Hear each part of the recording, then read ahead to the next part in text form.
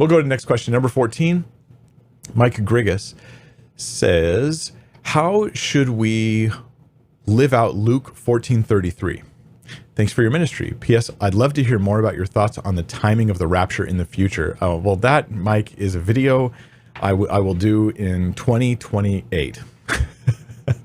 And then I'll do it all in great detail, maybe. But I mean, I'm just throwing out a number. Don't even hold me to it. But it's sometime far in the future. But let's look at this passage in Mark 14:33. And he took with him Peter and James and John and began to be greatly distressed and troubled. And he said to them, I have to read verse 34, my soul is very sorrowful, even to death. Remain here and watch. So, Mike, I didn't hear anything specific about like what stood out to you that you wanted to hear my thoughts on. So I'm just going to assume it's the idea that Jesus was greatly distressed and troubled. And I think this is a profound passage for helping us understand a few things. Christians having joy does not mean you're never distressed or troubled. Being distressed and troubled in the face of coming suffering and hardship is okay. It's the way you handle it with a hope about what's coming. So Hebrews tells us that for the joy set before him, not the happiness he was feeling in his heart, for the joy that was set before him, he endured the cross, despising the shame. Jesus went through hardship. Huh? Oh, he said Luke.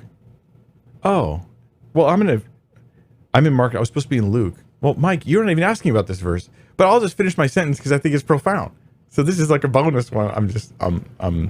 I failed you. I failed you all. Mark 14:33 though. You can be in great distress and greatly troubled and still have joy set before you that you know your hope is in Christ and your future is in Christ, and that gives you anchor that keeps moving forward in the face of great distress and trouble. I'll do Luke 14:33 right now. So therefore, this one's easier to identify exactly what you're asking. Any one of you who does not renounce all that he has cannot be my disciple. I'll give the short answer because also the sake of time here. I would couch this in the group of Jesus's teachings that are intentionally hyperbolic to make a point. You have to renounce all that you have. You can't be his disciple. What else do we have that Jesus says you can't be my disciple? If you don't hate your father and mother, you can't be my disciple. I think these are parallel teachings. Hating your father and mother is the idea that anything that they're calling you to do, requiring of you, that conflicts with following me, you choose me over them. But you still obviously love your parents. You love them more because you're a Christian. But this hyperbolic statement is that when it comes to division, where they're trying to pull you from Christ, you go, I'm going to follow Jesus. Well, you're hating me. You can think whatever you want about that. I'm going to follow Jesus at all costs. What about renouncing all that you have? This is the idea that all that you have belongs to Christ, and anything you have, you own, you control, that is hindering your walk with Christ, you'll give it away, get rid of it. Anything you have belongs to Christ, so you'll use it in service to him. But am I to think that this means I'm supposed to, every Christian should sell all they have and give it to the poor, as the rich young ruler was told to do? I think the answer is no, no, no. This is definitely a misunderstanding of Jesus and of the Bible in general, of the New Testament. Some things I mentioned in question number 1 can apply to this. What did it say when Paul's like, hey, work with your own hands, 1 Thessalonians, I think it was, so that you won't be dependent on anyone. If you renounce all that you have, what does that make you? Dependent on everyone. Right? This is just like if you hate your father and mother, what does that make you? A horrible person, right? Because it's not meant to be taken in that straightforward literal fashion. It's a hyperbolic statement. So yeah, you work with your hands, labor so that you may have stuff to give to others. The instructions to the rich in the New Testament are actually particularly interesting. When the rich are told to be giving, but not to give away all their riches.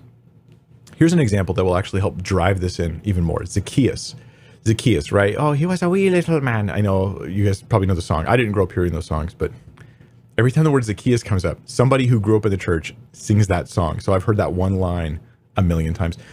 At any rate, Zacchaeus is very wealthy. When he decides to follow Jesus, he declares out loud, he's a tax collector, I give half of my goods to the poor. Well, he didn't renounce all he had. Look at that. He didn't renounce all he had, so he can't be the disciple of Jesus. But that's obviously not the context of what Zacchaeus is doing or what Jesus is doing there. He says, I give half my goods to the poor. And then if anybody, says that I've wronged them, I will pay them back, no problem.